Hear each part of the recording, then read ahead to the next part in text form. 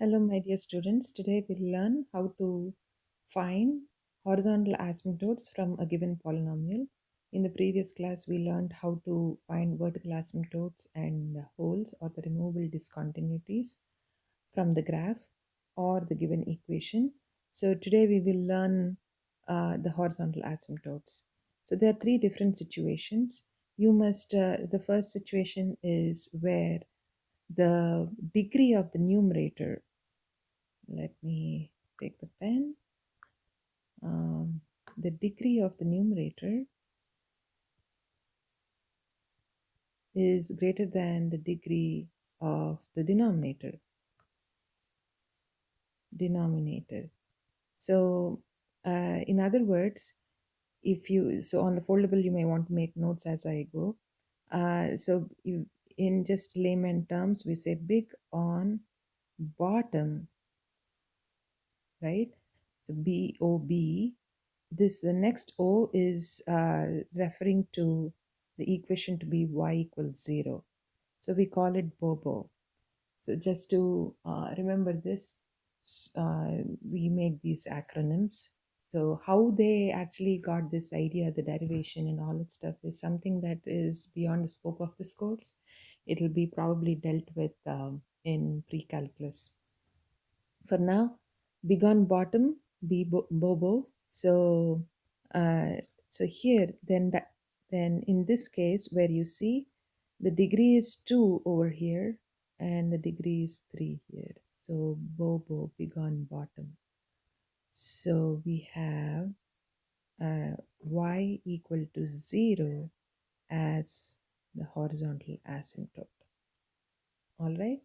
So next, then the case would be, I'm just seeing how I can scroll this up. Yes. Um,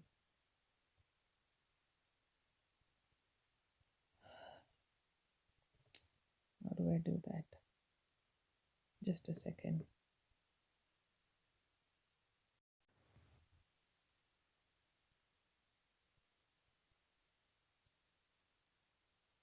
The second situation is when it is big on top.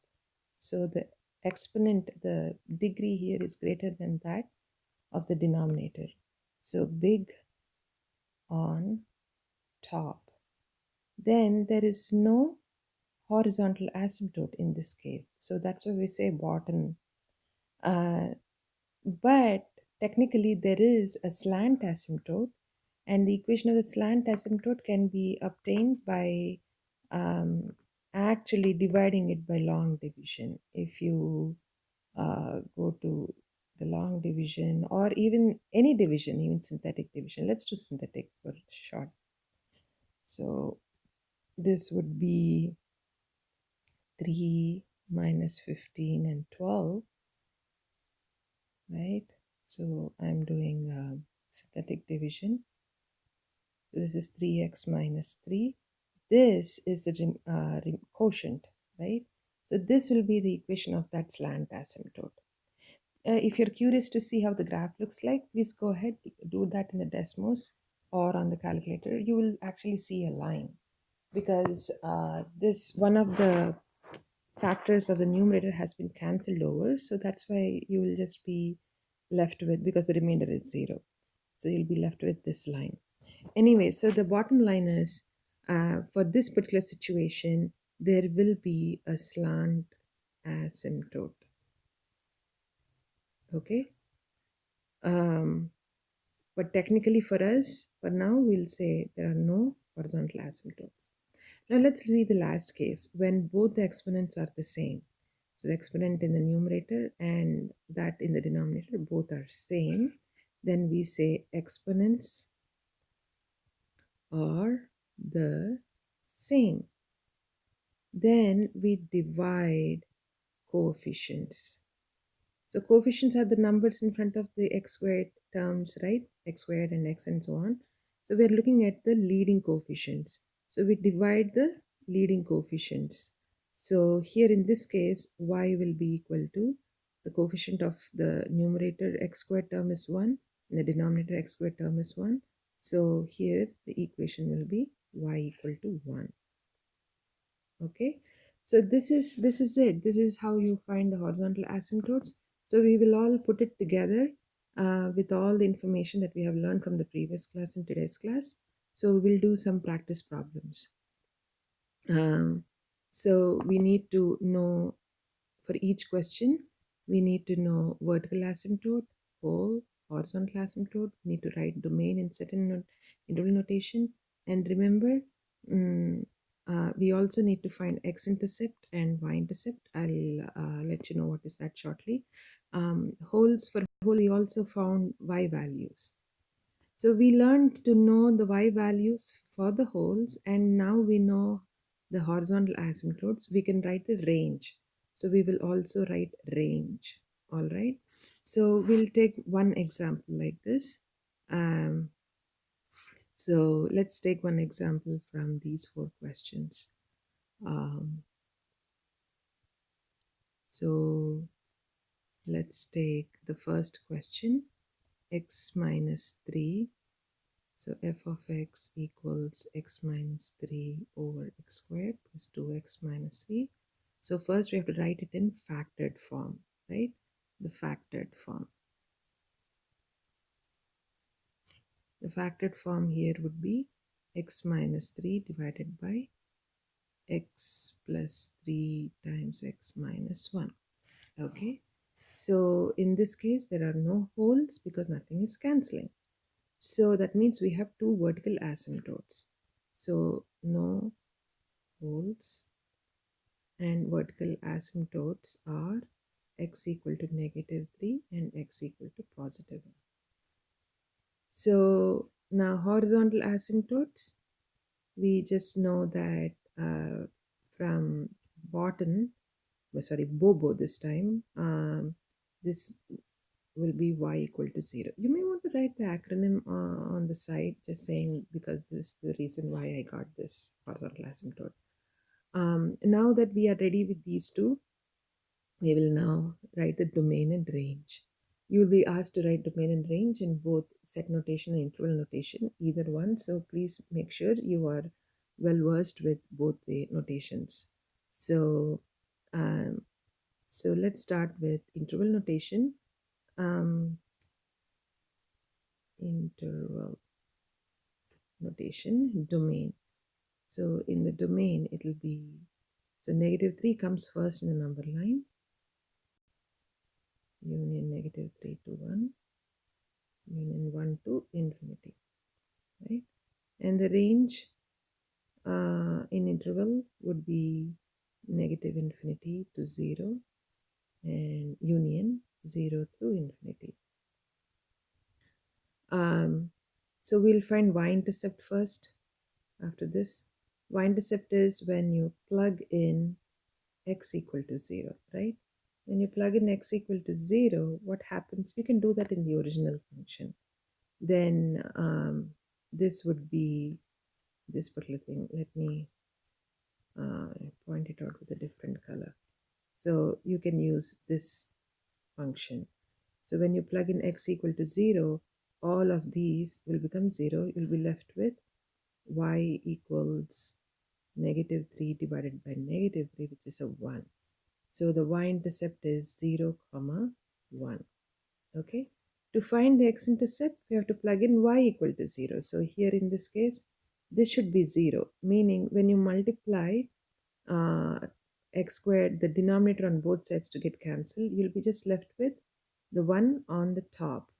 So you have to find x-intercepts after cancelling everything off. So, and x minus 3, or you can take it from here, x minus 3, so equal to 0. So numerator equal to 0 will give you x-intercept. This is after cancelling. All right. Okay, my another attempt to this time I'm successful.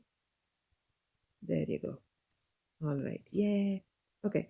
So to find the x-intercepts, just equate numerator to 0. In this case, x minus 3 equal to 0. So which means x-intercept is 3. So it is 3 comma 0. Okay, we need to find all this information for all the questions. So let's take something when you will find holes, how to deal with that situation. I'll take again example from above.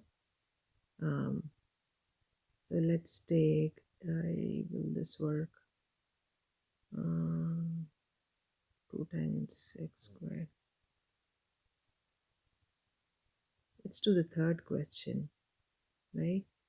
I'll just write it down quickly.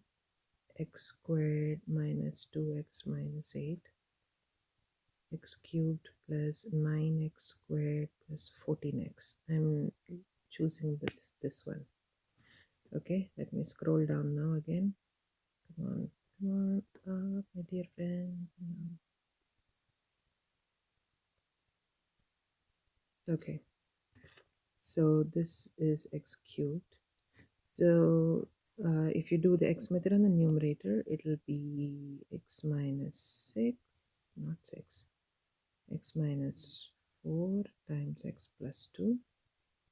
In the denominator, it will be x times x plus 7 times x plus 2.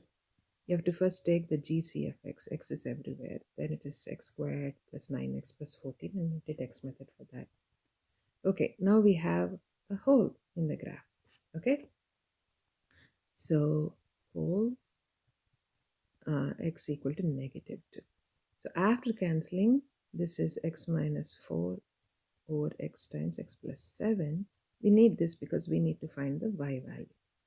So we plug in the negative 2 in this. So negative 2 minus 4 divided by negative 2 times negative 2 plus 7. That will be negative 6 over negative 2 times 5. Seems like this is 6 tenths, right? Or 0.6. Okay, let's keep it simple. 0.6. That's the y value. So we found the x and y value. And then we have, after finding the whole, we need to find the vertical asymptote. Vertical asymptote is what is left in the denominator. So x equal to 0 and x equal to negative 7. Okay, so now we'll find the horizontal asymptote. It's again big on bottom, so y equal to 0, which this I used Bobo. And now we are ready to write the domain and range. So I'll use all interval notation for now. So we have 3 values to take care of because there are 3 things in the denominator. So first we'll write the domain in interval.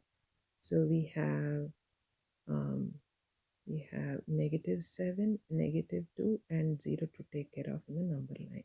So we'll start with negative infinity to negative 7, union negative 7 to negative 2, union negative 2 to 0, union 0 through infinity.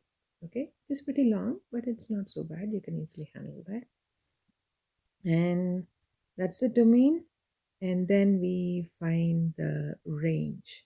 So if for range, these are the things you have to consider. The y value of the whole, which was 0.6, and we have to take care of y equal to 0. But 0 comes first in the number line. So we'll write it 0 and 0.6. So that means negative infinity to 0, union 0 to 0.6, union 0.6 to infinity. Infinity. Okay, this is it. And oh yeah, the x-intercept and y-intercept. Let's deal with that also.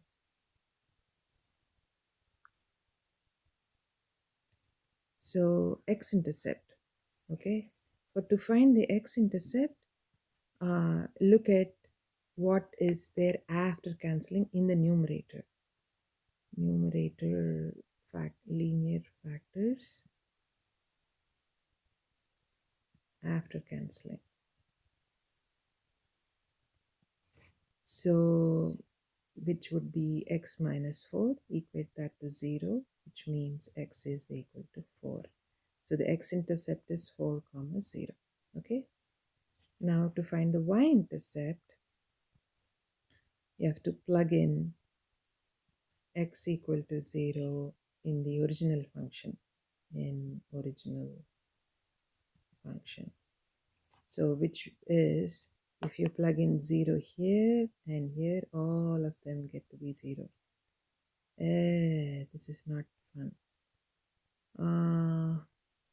Looks like, oh yeah, you cannot do x equal to 0 here to find y-intercept because x equal to 0 is also one of the asymptotes. So in this case, there is no y-intercept. So in this case, there is no y-intercept because the y-axis itself is an asymptote.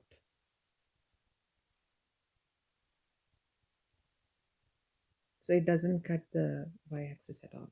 Okay, this is it, my dears. This is what you do. So for the practice for today, you have to do stations. There are 10 stations, but you may need you will need to do only 5 of them. But for each of those 5, it's not stations, it's a circuit. So the answer is at the bottom and the question is at the top. So you have to go through the path. So the path will give me the track, whether you are going the right direction or not. So please do those 5 questions and you have to give all the details that we have done so far. You have to give the whole, vertical asymptote, horizontal asymptote, domain and range, x-intercept, y-intercept for all the questions that you are attempting. So 5 questions in the circuit, not all 10. All right, I'll see you in the next class. Thank you very much for watching.